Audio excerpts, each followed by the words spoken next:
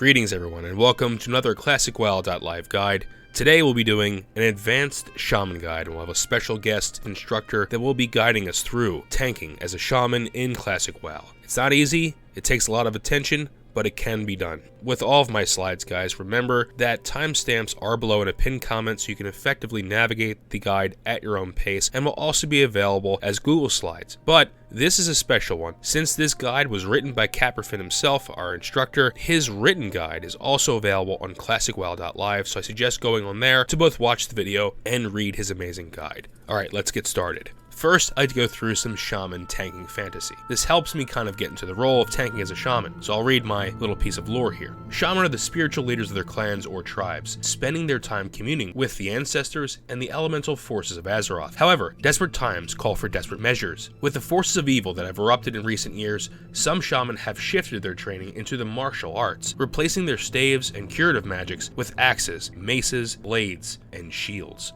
Some of these warrior shaman prefer explosive offensive abilities and tactics, while others have adopted a more defensive approach. You, as a shaman defender, have vowed to protect not only the members of your clan, but all of the horde with your mighty shield. So we do have some prerequisites for this course. I highly recommend watching my Shaman Tanking Guide as well as reading Totem Tank's Shaman Tanking Guide. The links are available in the description, or you can click on the slides if you're reading them on Google Slides. The two next pieces of content are my Advanced Shaman Guide and the Shaman Totem Guide. Now both of these will introduce you to totems, of course, but will introduce you to our abilities, how they're used, spell coefficients, rotations, and stuff like that, and will serve as a basis for the course you're about to take in Shaman Tank. These links are also available in the description, or clickable if you're reading the Google Slides.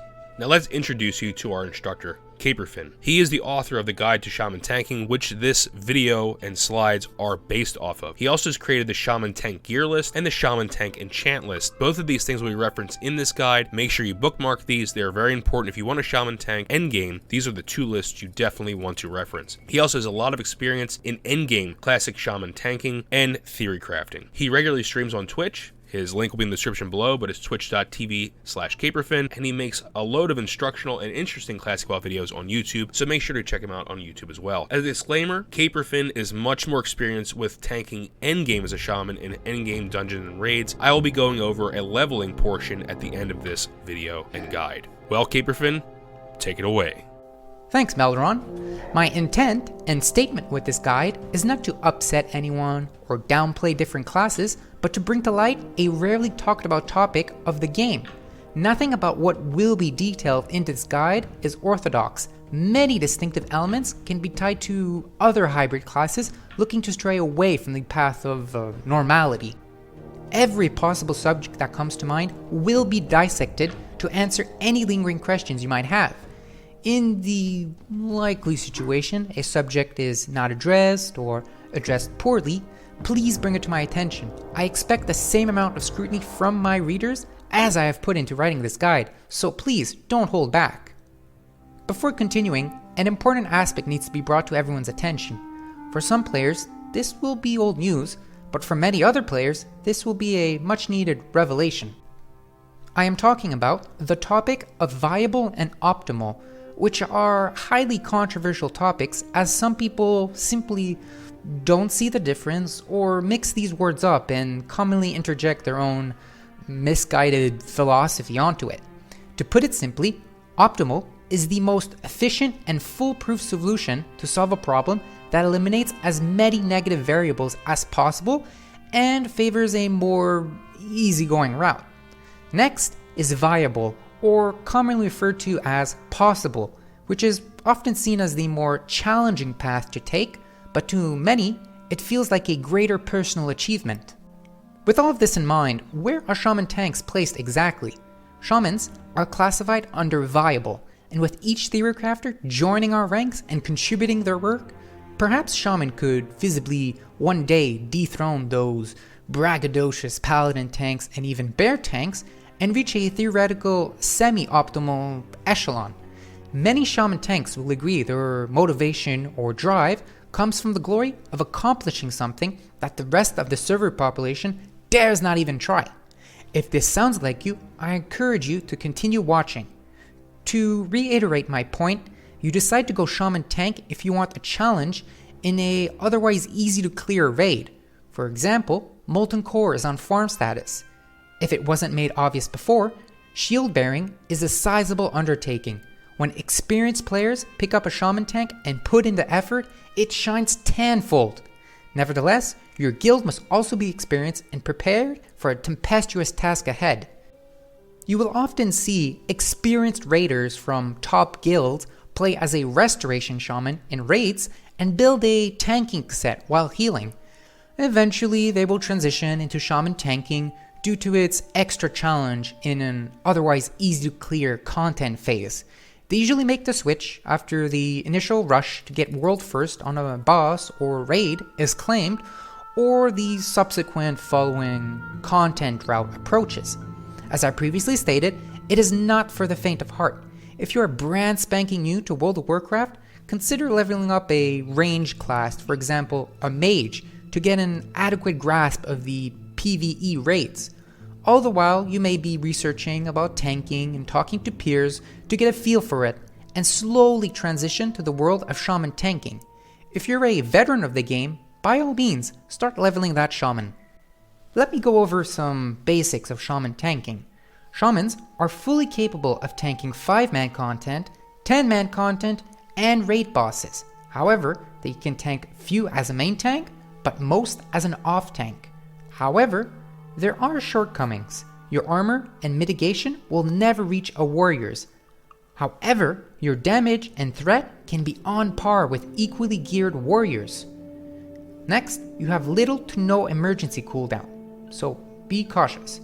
Many spells are also very mana intensive, and many mobs and bosses have nature resistance. Now, how can we combat these shortcomings? Well, there are multiple ways. The first one is through buffs, the second, consumables, the third, different gear sets and bonuses, the fourth, shifts in spell and attack rotation, and finally, the most important, having trusted friends and guildies. Now let's go over the threat basics. A character in melee range will need to do 110% of a tank's threat to steal aggro, but for a ranged caster or hunter, they will need to exceed the threat of a tank by 130%.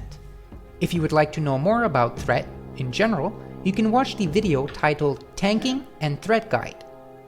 Remember, your job as a tank is to produce enough threat to maintain aggro at all times. Now, let's talk about Earthshock, a shaman's tank bread and butter when it comes to inducing a threat against the boss. First of all, Earthshock has a 2x threat modifier. Second, downranking is key to mana efficiency. At level 60, rank 1 Earthshock is used for interrupts. Rank 5 Earthshock is used as a Sunder armor. Rank 7 Earthshock is used as a taunt. However, with all of the good stuff, there are some downsides. It has a 40 to 45% spell coefficient, and many mobs are nature resistant. However, there are solutions to this. For example, Eye of Moam and the debuff that originates from Thunderfury, Blessed Blade of the Windseeker. The last downside is that there are no Warlock curses that buff Earthshock. Now, let's move on to Rockbiter weapon. Rockbiter weapon provides a fixed amount of threat, increasing with each rank that is multiplied by weapon speed. This means that weapon speed does not matter. However, haste via the Flurry talent does increase threat per second as you swing faster. On the screen right now is a mathematical example for those nerdy people out there. Next is Lightning Shield. Lightning Shield deals damage on hit, producing threat. However, it should only be used in certain circumstances. It receives 33% of spell power on each discharge, and it cannot crit, but its damage is increased via Storm Strike. Lightning Shield is also on the global cooldown, and therefore should not be prioritized over other spells like Earthshock. Downranking Lightning Shield is vital to conserve resources and maintain its effective uptime. Lightning Shield rank 2 should be used indiscriminately whenever it falls off. Rank 4 Lightning Shield is a cost efficient enough in higher gear tanks to use periodically during a fight. Rank 7 Lightning Shield is relegated only in the pre-pull when mana is capped or if mana isn't an issue in certain encounters. Here is a neat little trick for Shaman tanks who are looking to show off. Before a boss pull, equip spell power gear, cast Lightning Shield, and then switch back to your normal tank gear to maximize damage and threat. Next is Oil of Immolation. Oil of Immolation is excellent to use before pulling a boss or against multiple mobs. Also, it does not trigger a global cooldown, but may reset your swing timer in classic World of Warcraft, so get an add-on for it.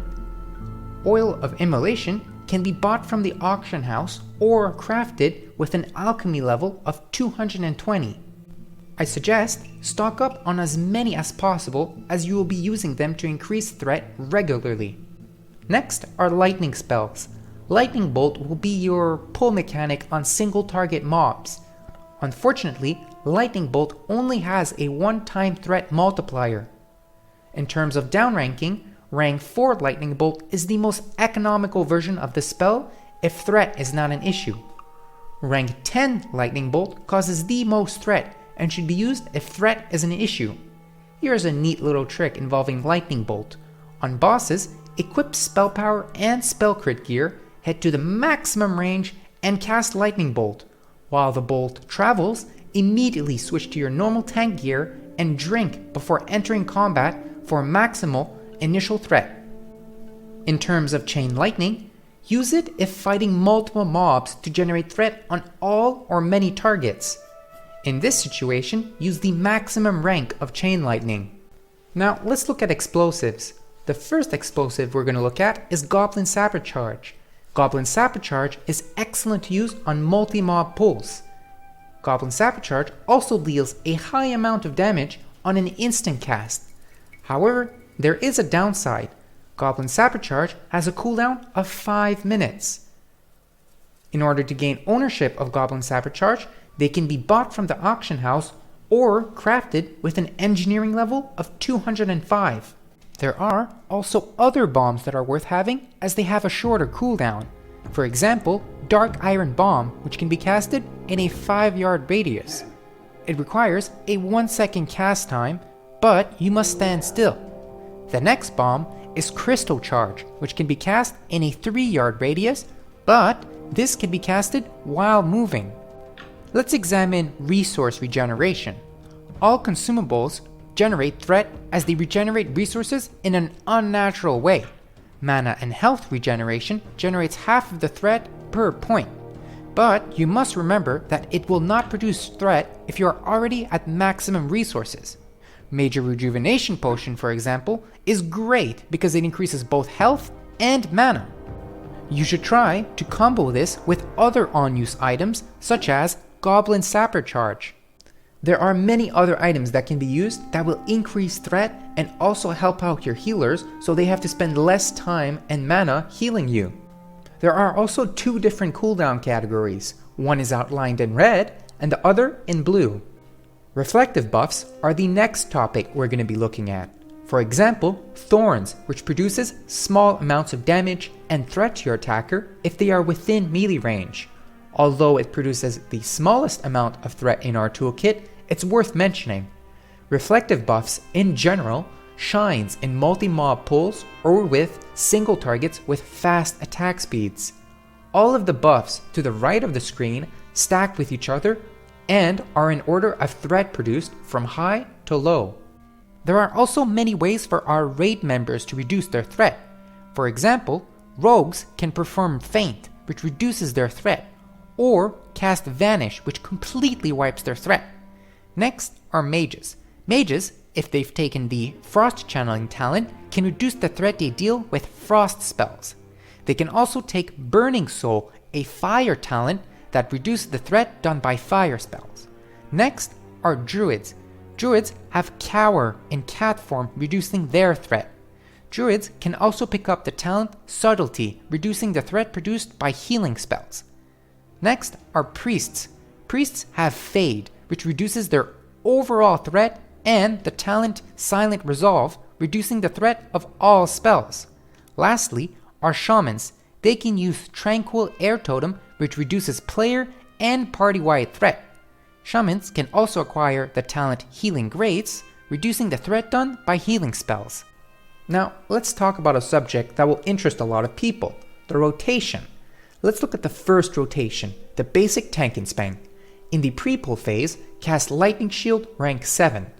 Next, make sure all applicable buffs are on you. You can see the buff section for more information on this topic. Next, make sure your weapon enhancement is up with considerable time left. You're gonna likely max your Rockbiter weapon unless your auto attack DPS is above 140. If it is, use Wind Fury weapon. Next, place Totems. You can see the Totem section for more information on this topic. Now, here comes the pulling phase of the target. Cast rank 10 Lightning Bolt or rank 4 Chain Lightning if there are multiple mobs. Next, follow it up with rank 7 Earth Shock. Next, rinse and repeat rank 5 Earth Shock on cooldown. If it happens to be, use rank 7 Earth Shock to pull aggro back if aggro happens to be lost. Next, refresh rank 4 of Lightning Shield when it falls off. If fighting multiple mobs, make sure to tab target to spread auto attacks and shock targets that you have low threat on. Also, it may be useful to have your first shock rotation placed on a secondary target to ensure it won't pull off of you, as the primary target likely will die fast. But this is situational. Let's look at the rotation that deals with nature immune targets. The pre-pull phase is identical to the previous rotation. Moving on, in the pulling phase, cast max rank Flame Shock or Frost Shock on cooldown. Make sure to buff frost and fire damage in any way possible. One of the many ways of increasing frost damage is through the debuff Winter's Chill. When it comes to dealing threat against multiple mobs, it's pretty much the same deal as we previously looked at. The last rotation we're going to be looking at is the most complex, but yields the best results. In the pre-pull phase, equip spell damage gear and cast rank 7 Lightning Shield. Then, replenish mana through consuming food. Next, equip 3 pieces of Stormcaller's Garb, which is a tier 2.5 gear set. Afterwards, equip Augur's Regalia's set. Next, place Mana Spring Totem, followed by activating Oil of Immolation.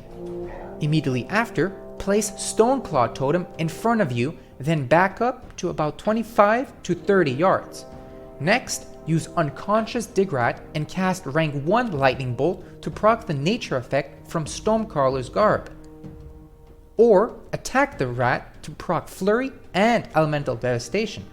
Mages can be used to polymorph the rat until one of these effects occur. And finally, the pulling of the target. Cast rank 10 Lightning Bolt. While the bolt travels, immediately equip tank gear and cast rank 6 Lesser Healing Wave twice on a warlock that has recently life tapped. Immediately after, cast rank 4 Chain Heal and then rank 7 Earth Shock. Afterwards, activate Juju Flurry and Juju Escape. And lastly, repeat rank 7 Earth Shock until the boss dies. Let's talk about buffs.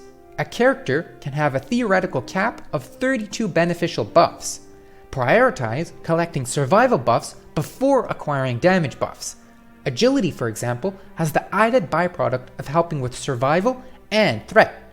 However, here's a little disclaimer. Because of the nature and duties of an off tank, less damage is taken. Therefore, it is not 100% necessary to aim for survival buffs. Also, some buffs are unobtainable due to certain phase restrictions or inability to stack with other buffs. Speaking of buffs, on the screen right now are buffs that cater to our defensive capabilities.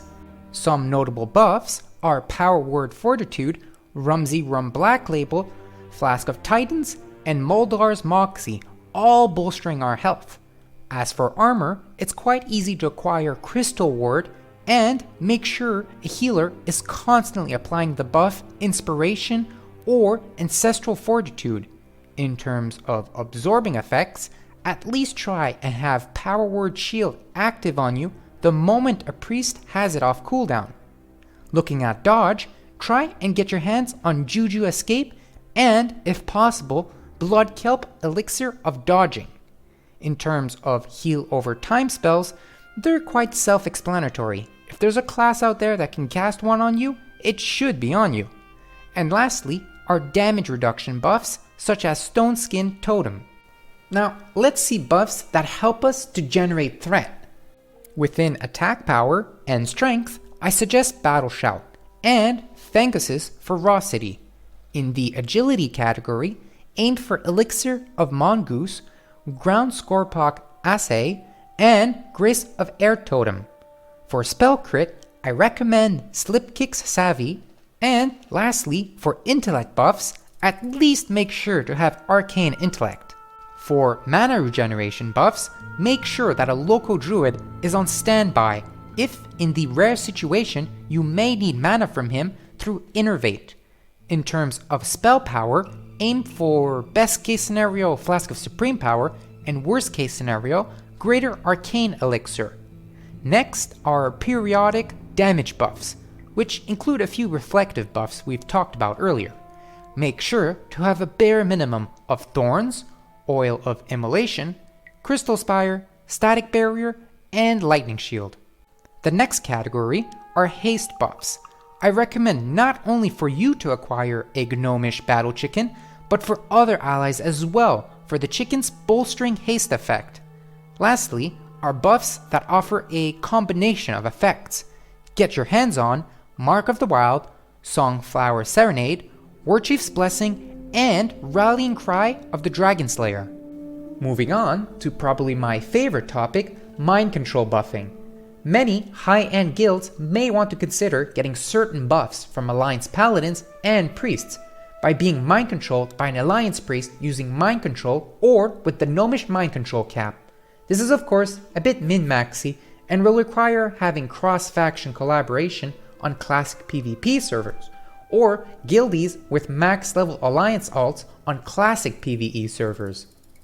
In a similar fashion, there is also the possibility to mind control mobs. You and your entire raid or group can also gain beneficial buffs by having your priest allies mind control certain mobs in zones, dungeons, or raids.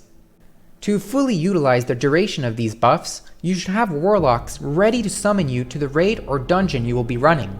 Next are special event buffs that can only be acquired during certain moments. On the screen right now are a few events with a few notable buffs. Since we finished examining buffs, it's only natural to explore debuffs. Having as many debuffs on the boss as possible is of paramount importance when tanking. In World of Warcraft Classic, a total of 16 debuffs can be on a single enemy.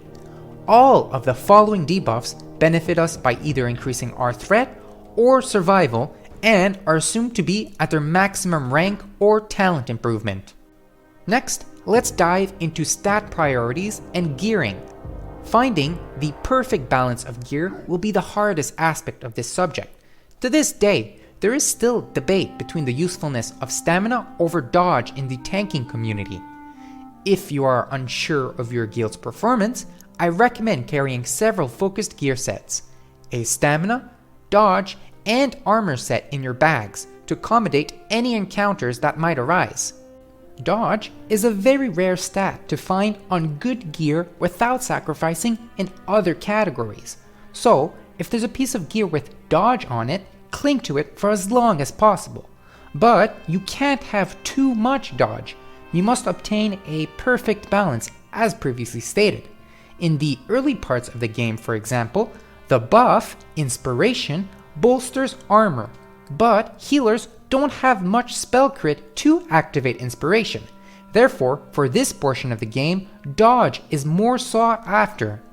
Stamina is also a valuable stat since it not only helps against bosses that deal magical damage, but also physical damage dealing bosses, unlike armor which is just physical. Feel free to look at my Shaman tank gear list to find the best gear for the encounter that you're attempting. When it comes to scoring a piece of gear, there are 3 metrics to use to compare gear.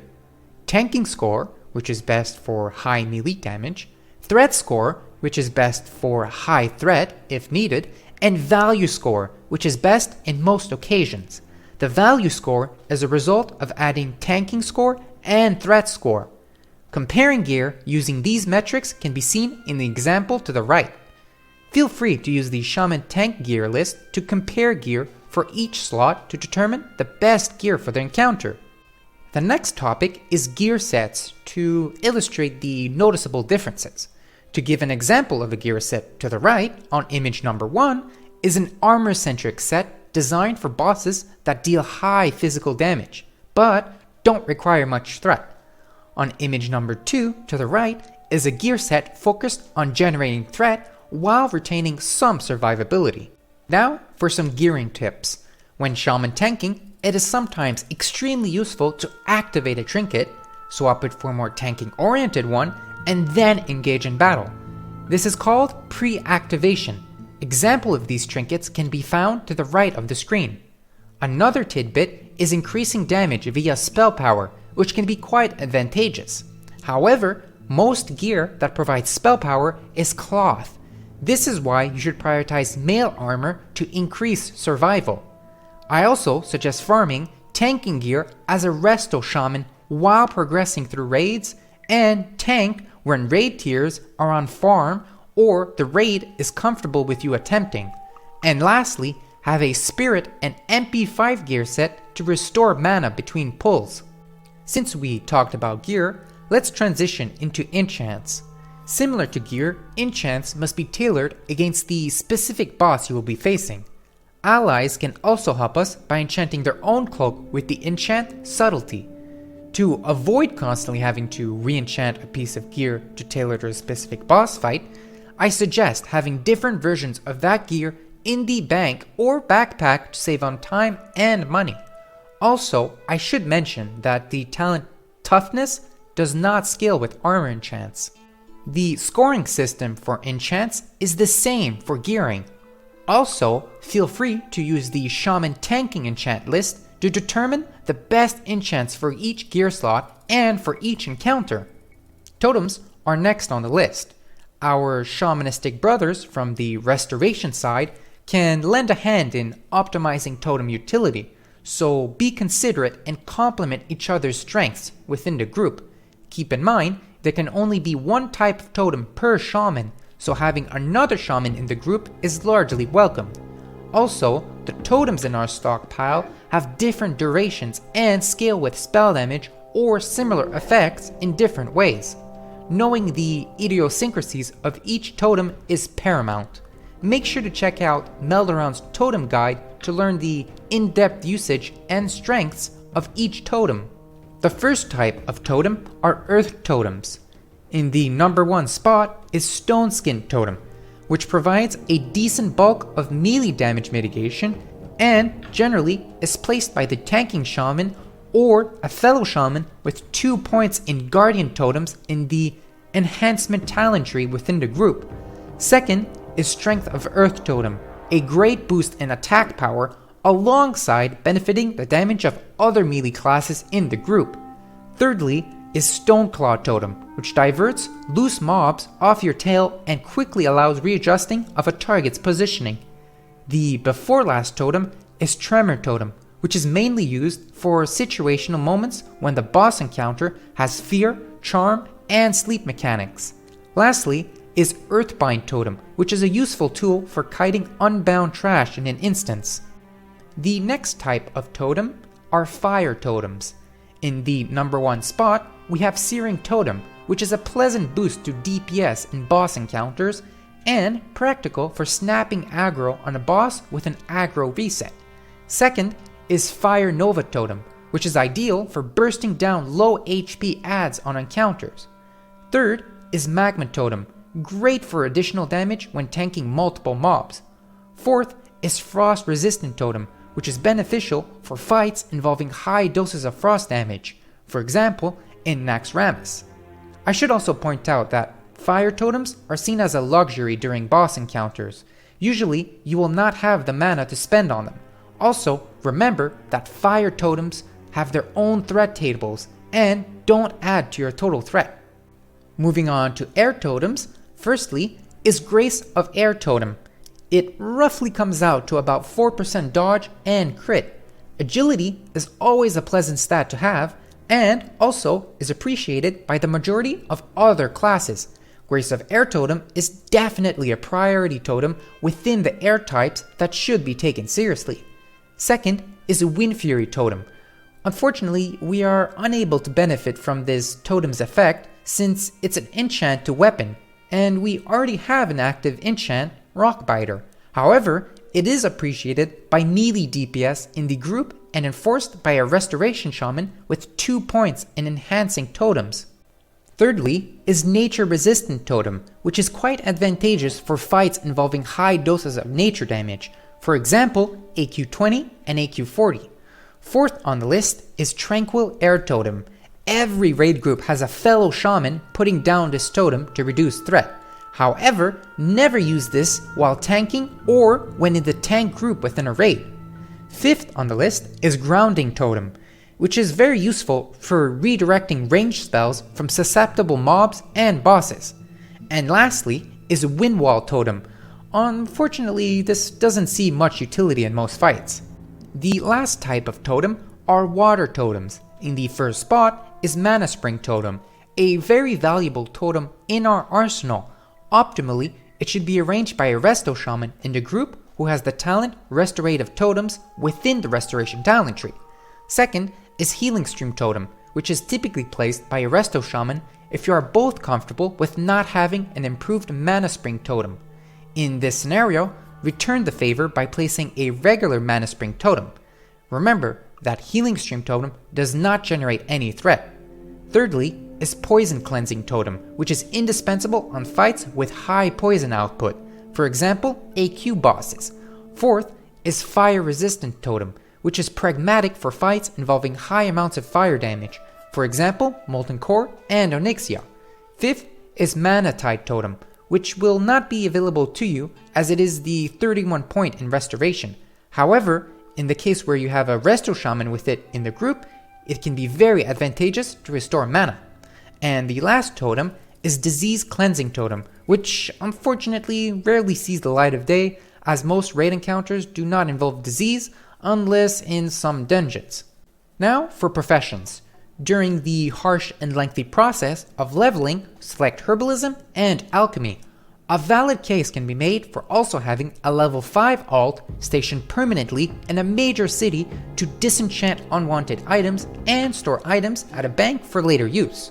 Herbalism contributes convenient reagents for alchemy and a strong source of revenue for our eventual endgame professions. It also prevents players from spending an exorbitant portion of time pestering strangers in Orgrimmar to craft potions. The objective is straightforward: gather substantial supply of gold and a bank full of fruitful potions the raid might need. Now let's look at those later professions that I was talking about. I advise dropping Herbalism once the quantity of gold in one's bag is overflowing, and adopt the late game profession Engineering to scoop up a few useful tools. Now, I wouldn't be Caperfin if I wasn't thorough. Let's also explore secondary professions. For secondary professions, I urge grabbing all of them as they all provide valuable assets. In terms of fishing, you can farm those elusive stone scale eels that are highly contested for Flask of the Titans. First Aid grants bandages for healing that don't require mana to use. Lastly is Cooking, which provides Dragon Breath Chili, an absolute delight as it not only scales with spell damage, but also alongside the trinket Arcanite Dragonling's fire increasing debuff. The fire debuff also scales with Goblin Sapper Charge as well. All of these items nicely combine into a decent boost in threat. But be mindful as only one food buff can be active at a time. Cautiously evaluate the best possible food buff for the specific fight. Races play a big part in tanking, as we, as Shaman tanks, are grasping for any amount of extra efficiency possible. As for race, choose wisely, as once the decision is made, there is no going back. Some players might want to choose a certain race to assure the clearing of a specific boss or raid. Taurens are considered the most suited race for surviving long fights and for ideally clearing ZG and AQ, which will be the first raids where difficulties will arise. The 5% HP is great and is inherently based on absolute HP, so it will scale with the amount of HP obtained from gear and world buffs. In regards to War Stomp, be cautious that you cannot dodge, block, or parry while casting the spell. However, its overall usefulness outweighs this slight inconvenience. The 15 skill increase to Herbalism is also helpful and nothing to scoff at while leveling. Trolls are the second leading race that converges more on setting up threat instead of having extra health. Generally, threat is not that problematic. If you foresee having threat issues though, I advocate for Troll above all other races. Berserking intertwined with Rockbiter weapon is seen as an emergency button that alleviates healers of anxiety when a group member quickly escalates on the threat list. Additionally, Berserking proves handy against nature immune targets. To be as thorough as possible, Trolls do indeed gain added benefit from Spirit because it synergizes with their passive racial Regeneration. However, the amount of Spirit when fully buffed is insignificant to make a big impact in tanking. Trolls will also produce more threat than any other race on bosses that are beasts. Orcs are last on the lineup. Sadly, they fall short in both survival and threat categories. Akin to the Troll, our Green Comrade's focal point is threat at the compromise of potential health points, and is seen as a more riskier race option considering the minus 50% to healing from Blood Fury, which is especially detrimental for non-attentive healers. In all honesty, through our rigorous testing, they do in fact come on top of all other races for generating threat, but it made the majority of our healers very nervous. On the bright side, they proved more effective in the off-tank position. In conclusion, they plunge way too deep into the situational category to be justified. Now, let's examine talents. The first talent build is 14-37-0, the default talent build centered around this guide, calculated as the safest to pursue and viewed as a preliminary starter pack into the world of tanking 5-mans, 10-mans, and pre-raids. This build is highly suggested if you're unsure of an upcoming boss fight or are still in the learning phase of tanking. The second talent build, 21-30-0, is employed against multiple targets. This talent setup is mostly centered around tanking multiple targets and revolves around Chain Lightning, proccing with Eye of the Storm as the main conduit for dealing damage and preserving threat on multiple targets. Because it is not possible to dodge, block, or parry while casting, it is ideal to employ this build versus mobs that deal little to moderate damage. Against heavy hitting targets, it is advisable to grab the weapon Hand of Edward the Odd and use Eye of the Storm procs occasionally during phases with less damage, or avoid points in Eye of the Storm altogether and cater to proccing Edward as much as possible by prioritizing crit and haste. Feel free to use rank 1 Earth Shock to not only save mana, but to increase the proc chance of Elemental Devastation and Elemental Focus if you don't foresee at that instant a random mob leaving you to attack a teammate. Fiery Blaze Enchantment is also recommended for this type of tanking, and possibly scales with Elemental Fury and Elemental Focus. The last talent setup is the solution to targets that are heavily resilient or completely immune to nature damage. Good gear, alongside a solid understanding of Shaman tanking, is required since we lose the ability to cast Earth Shock. Therefore, we will be casting max rank Frost Shock often and require necessary mana related items to back it up. This path is frequently taken as a player reaches 3% hit chance from gear. Among the many other topics that briefly explain potential threat solvers, also refer to the Shaman threat slides we talked about in the beginning. A question I get often asked is, how do Shaman tanks compare defensively and offensively against other tanks? On the screen right now is a comparison of a Shaman tank and a Feral Druid tank, assuming both classes get the appropriate buff and gear. Obviously, the example Druid tank can reach higher numbers and has a plethora of defensive abilities, but the goal of this is to showcase the class with the closest similarity to a shaman in stats across the board that gets the job done in raids. Raid composition differs with each boss, but it's considered a acquired technique that develops over time and reflects the playstyle of a guild or raid. The image to the right is an example raid composition with a few minor exceptions that differ from the norm. This image is by no means the perfect raid composition, since raid compositions drastically fluctuate alongside content patch, gear, experience, etc. With the raid leader's permission, offer your advice on an ideal composition that caters to your needs without overstepping.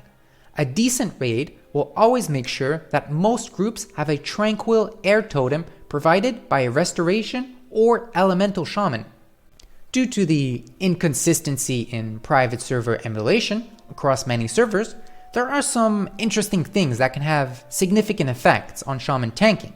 When playing classic World of Warcraft, you should look out for some of these things and if they occur.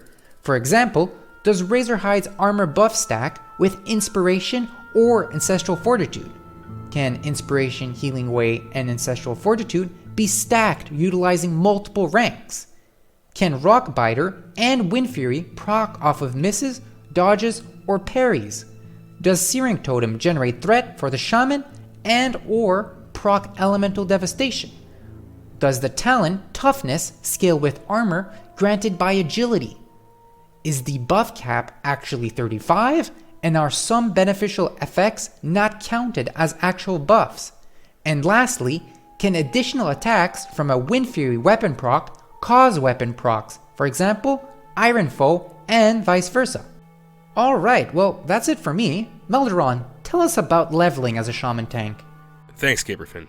A lot of good information there. Let's go over how to level as a shaman tank. Leveling as a shaman tank can be difficult, as many groups may think you are not a great tank or subpar or suboptimal. And that's true in some circumstances. And we're going to read a quote from Kevin Jordan, who had the pleasure of interviewing on Countdown to Classic, episode number 98. And one thing that stuck into my head, what he said was, in terms of high-end game mechanics, shaman were not intended to be tanks. They were intended to tank 5-mans up until around Sunken Temple. Don't let this discourage you. You can still tank effectively as a shaman. However, there are some things you need to keep in mind. One is you should really out-level the dungeon you're going to do, and you should really try to get excellent pieces of gear so that tanking will be much easier for you. Finally, having good friends and guildies in your company will make this a lot easier, as they will be patient and assist you in your ventures as tanking as a shaman. Now, for optimal group composition, I highly recommend bringing a priest as a healer. That's mainly for one reason. You're not a warrior or a druid, and therefore you don't require being hit to produce rage and therefore threat. Since your threat is generated from mana usage, you can effectively use Power Word Shield on cooldown to mitigate damage and still generate the threat you need as a shaman tank. Priests are also just excellent heroes in general and have a lot of unique mechanics and can use Fade if they draw too much threat. For DPS slot 1, I highly recommend a rogue, more so than a warrior, and this is primarily because of Vanish and Faint. Both of these abilities will reduce their threat, and having a DPS class that can CC effectively will really help you if things get hot and heavy when you're tanking as a shaman. Also, if you don't need Grace Rare Totem, they're going to love you for Windfury Totem. The next DPS spot I would definitely give to a mage. Food, water, portals, buffs, CC, high DPS. There's really nothing more you can ask for in a DPS class, and they can also ice block to wipe their aggro, and CC and control mobs on a pinch. So I would definitely bring a mage for many reasons, and they will also benefit other classes in your group, especially the healer, as providing food and water. Next, I would bring either a warlock or a hunter, and this is really dependent on the dungeon, but pet classes are great because they can tank in a pinch. It's not really an effective way of tanking, but if there's a loose mob somewhere, they can definitely grab it and tank it for you. Also, warlocks can fear and hunters can trap, so you have more CC in there as well.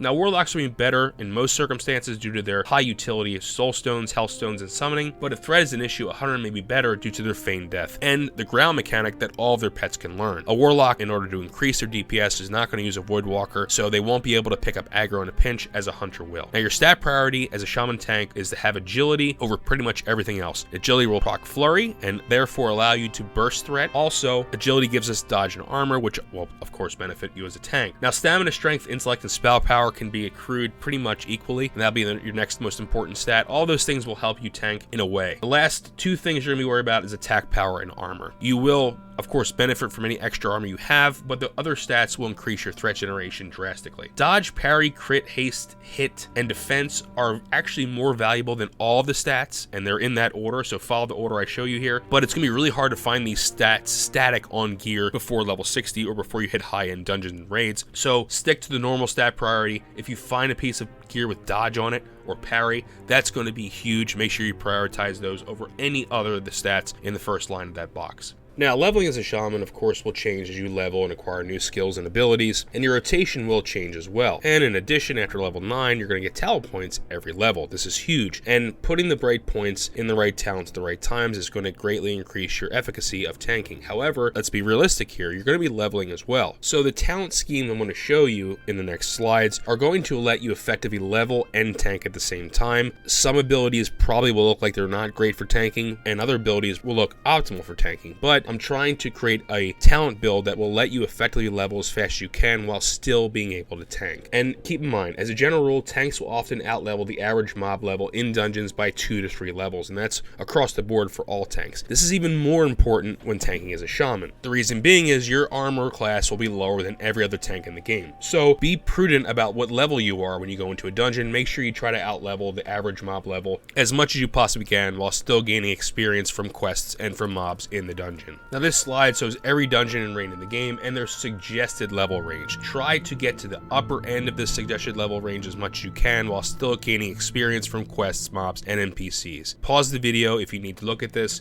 and plan out your leveling and tanking adventure. Also, before we proceed, these are the spell and ability abbreviations that I'll be using in the next slides. If you see an abbreviation you don't know, you can come back to this slide and see what I'm trying to say here. Most of these are self-explanatory, but some may require you to go back and look. Using abbreviations just saves space in the slides, so I use abbreviations whenever I can. So let's briefly go over tanking as a shaman before level 10. You won't be doing much tanking here at all, actually. You may tank, quote-unquote, harder quest mobs like Fizzle and Darkstorms and Dortar. Basically, you're going to just be leveling in this period. Now, for all these slides we'll be going over next, about 10 or so slides we'll be going over as you level, you will see important spells and abilities you will learn in that level range, and then a spreadsheet to the right which goes over which ability and rank you're going to use for a certain utility. So for example, you see Rockbiter rank 1 is your weapon enhancement from levels 1 to 7, but at level 8 you get Rockbiter rank 2, and that will be your weapon enhancement. So follow this scheme in that level range to see what level you start to use the next rank, or if you still use the old rank in that level range. There's a lot of abilities when tanking as a shaman where you don't use the highest rank. Just follow the scheme for the most effective tanking rotation. So before we go on to levels 10 through 15, you'll notice that now I have talent calculator pictures in each of these slides, so follow this order of putting your talents in from this slide forward. So you'll see here we put 5 points in shield specialization and 1 in thundering strikes. I will not go over each talent choice, but you'll see it in the image, or if you're watching the video, just make sure you follow that talent progression. In this level range could very likely be your first time tanking. You might be doing Ragefire or Chasm, and it's a great place to get your feet wet, but I wait until level 14 to get new abilities. So I wouldn't jump in there at level 13 like most classes would. Definitely wait till 14 to get in there to get some really awesome abilities like Earthshock rank 3 and Stoneskin Totem rank 2.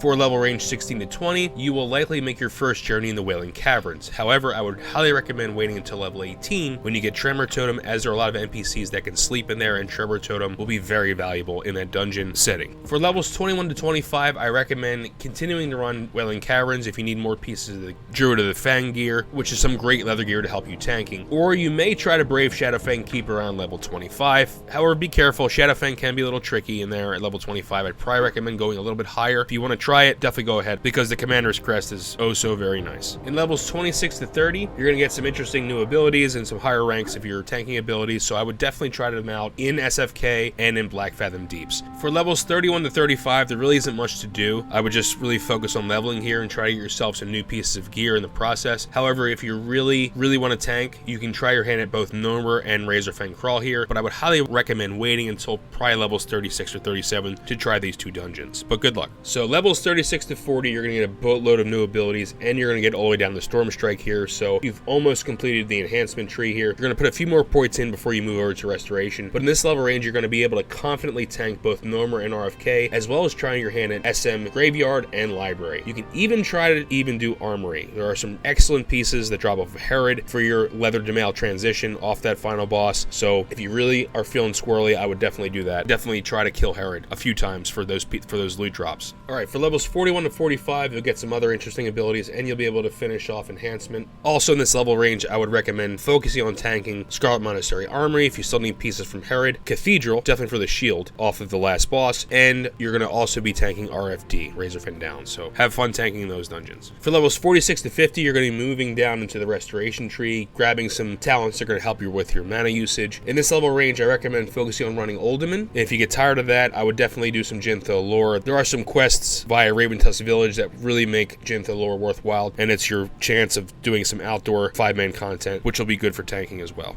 Okay, for levels 51 to 55, we're almost there. In this level range, I recommend tanking some of the higher level dungeons like Mara, Zul'Farrak, and parts of Black Rock Depths and Sunken Temple. This is where things start to really get harder, as mob densities will increase and mob abilities will get harder to deal with. So you may want to highly outlevel the average level ranges of these dungeons to effectively tank them. So from level ranges 56 to 60, you will be tanking pretty much everything. Everything's open here. You're going to start with Black Rock Depths, Dire Maul, Stratholme, and Skullomance, and once you have the effective gear, you're going to move into 10-man raids. I wouldn't recommend heading into anything higher than that unless you started to heal raids, 40-man raids, to gather gear that will help you tank raids. As you saw in the beginning parts of the Shaman tanking guide, you really don't tank raids as a Shaman unless you've out-geared them. So in the farming phase, I wouldn't jump right into, just because you've tanked some high-end 5-mans, don't jump into Molten Core and say, well, I can tank them. No, you have to clear Molten Core, get all the gear from Molten Core, and when you're farming it, that's when you're going to try to off-tank or main tank some bosses. This is where a lot of the journey will stop for most Shaman tanks, but if you want to keep going, make sure you're in the right guild and make sure you're able to tank raids when they're on farm status. Also, you'll notice at the bottom here, there are some things like Grace of Air Totem rank 3, Strength of Earth Totem rank 5, Healing Wave rank 10, and Flame Shock rank 6, which will require tablets for you to learn them. You can't learn this from your trainer. You're definitely not going to get these when you first hit 60, so if you want to get these higher level items, you're going to have to run raids or buy them from the auction house. But you've reached level 60, congratulations. If you still want to continue to tank, make sure you watch the beginning of this guide where Caprafin goes over how to effectively tank as a Shaman endgame. Well, everyone, we've done it. We've went over the advanced Shaman tanking guide. Thank you so much for watching. If you have any questions, head over to ClassicWoW.live and put in the comments of the forum post, which is the written guide of the Shaman tanking guide, or you can also put some comments in the YouTube video and I'll do my best to answer them. However, Caprafin will much more likely answer them if they're on ClassicWoW.live, so head over there. Also, don't forget to check out Caprafin on YouTube and Twitch for his amazing Classic WoW content. And at the end of all my Shaman guides, I want to shout out stuff that's available from other Shaman enthusiasts. If you're going to heal endgame, you have to check out the Egregious Guide to Resto Shaman. Is the preeminent PvE endgame Resto Shaman guide. It's on ClassicWoW.live. A link will be in the description or on this video. Orkbit, Cargos, and Hamster Wheel all produce excellent Classic WoW Shaman content. Make sure you head over to their channels to learn more about Shaman content, whether it's leveling, whether it's pre-raid bis, whether it's just gearing in general. Definitely head over to their channels. Also, as you may or may not know, I create a lot of Shaman guides on DefCamp Melderon TV. I've got a Resto leveling guide, I've got regular leveling guides, I've got a much more basic Shaman tanking guide, I have an advanced Shaman guide, I have a Shaman Totem guide. I mean, I have a lot of Shaman guides, so definitely check those out. Also, Egregious has built the Resto Shaman Progressive Best in Slot. This is best in slot over the entire course of Classic WoW's longevity. That's also on ClassicWoW.live. If you need to know any kind of pre-raid bis, depending on any phase it is, whether it's phase 1, whether it's phase 1 MC, whether it's phase 2 MC, it's all there. So definitely check that out. And last but not least, Egregious and I have created a Classic Shaman Discord. That is the community pulse for everything Shaman in Classic WoW. The link to that will be in the description as well. Join us on the Discord. Talk to us about any questions you may have for this guide. Caperfin's also on there as well. He's an active member. Definitely check out the Shaman Discord.